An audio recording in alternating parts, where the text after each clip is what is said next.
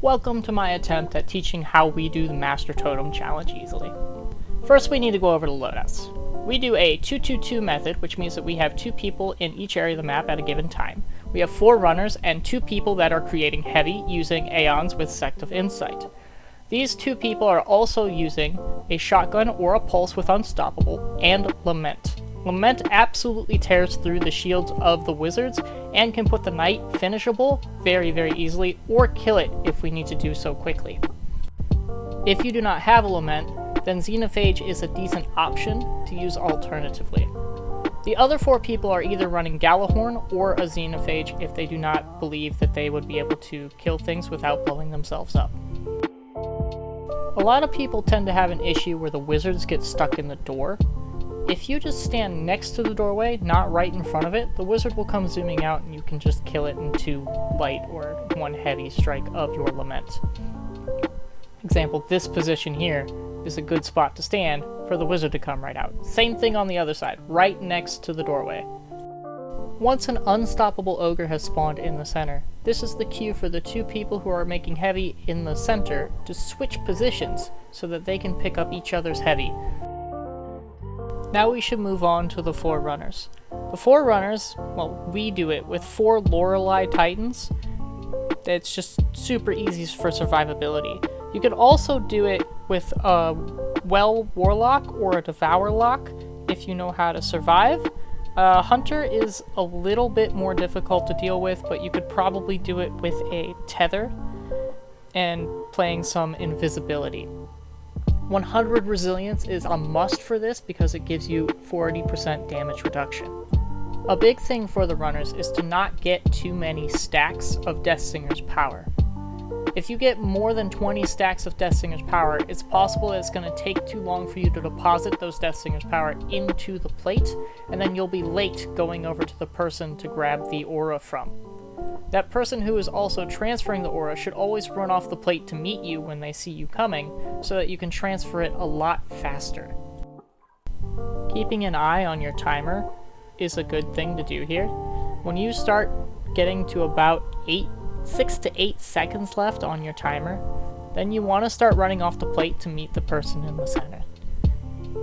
This can be very problematic if you notice that you only have 2 seconds left and the other person is just picking up the aura.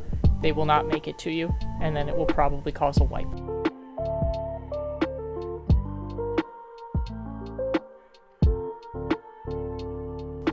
The runner's job is to completely ignore the center ogre.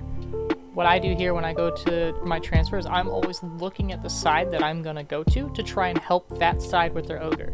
The center 2 people are in charge of the ogre, and you should trust that they are going to get it. Everybody needs to be on their game in order to get this done. Do not be super stingy with your rockets. Feel free to use them, as both people in the center are creating rockets for you to be able to use, or your Xenophage. Your rockets should be utilized to clear out as many adds as you think need to happen, and I like to try to keep at least 2 rockets at all times so that I can help with the ogres.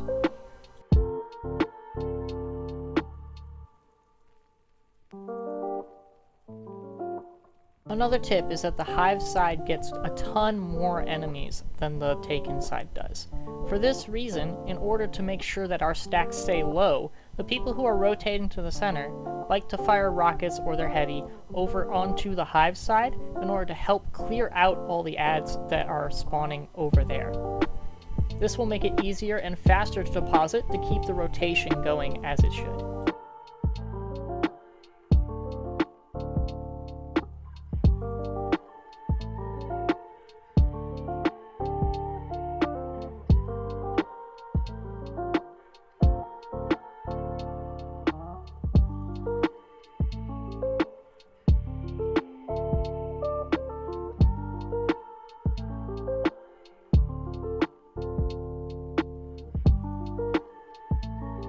In normal mode, you usually don't want to kill all the adds that are coming out of the door because you want to get the stacks.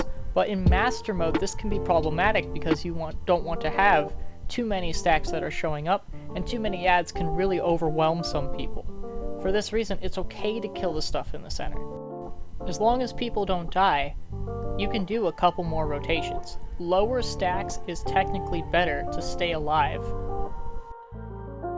After every 50 Deathstinger's power is put into the plate, 3 unstoppable ogres will appear, one on the right, one on the left, and one in the middle. It's very easy to kill with 2 Gallahorn shots and 6 to 8 Xenophage shots.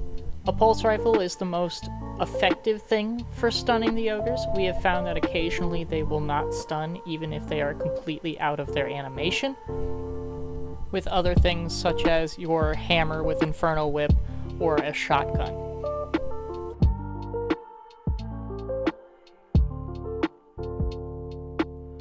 If you treat Master Mode like you treat Normal Mode, you will spend hours and hours and hours in these encounters. There are different strategies for Master Modes and for all challenges throughout the game of Destiny to make it easier for you in Master Mode. One of my goals as a content creator is to make sure that you do not spend hours and hours and hours in these encounters. I want you to find the easiest ways to complete it, and hopefully I can show you how that is done.